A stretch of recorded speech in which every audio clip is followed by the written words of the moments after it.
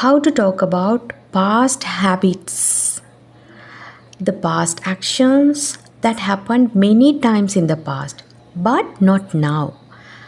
பாஸ்டில் நீங்கள் நிறைய தடவை செய்து வந்த விடயங்கள், அதாவது பாஸ்ட் ஹேபிட்ஸ் என்று சொல்லலாம். இறந்த காலத்தில் உங்களுக்கு இருந்த பழக்கம், பட் இப்போ இல்லை. இந்த மாதிரியான விஷயங்களை நீங்கள் இங்கிலீஷில் எப்படி பேசுவது? அதுக்காக நீங்கள் எதை use பண்ணணுமாண்டா, used to.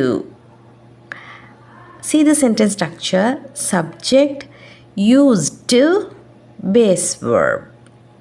See the example sentences. I used to study every evening. ஒவ்வொரு மாலையிலும் நான் படிக்கக்கூடியவளாக இருந்தேன். He used to go cycling every day. தினமும் சைக்கிளிங் போகிறவராக இருந்தார். இப்போ அதை செய்கிறாரா? இல்லை.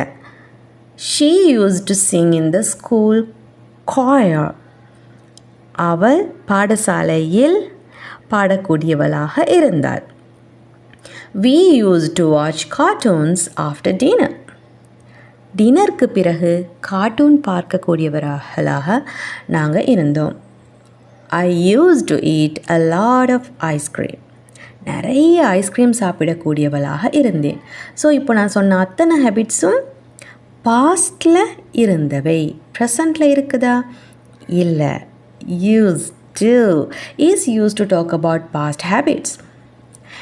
be used to, get used to, இவற்றை நீங்கள் எந்த இடங்களில் யூஸ் பண்ணணும்? See the full video on used to, be used to and get used to in the comment section below.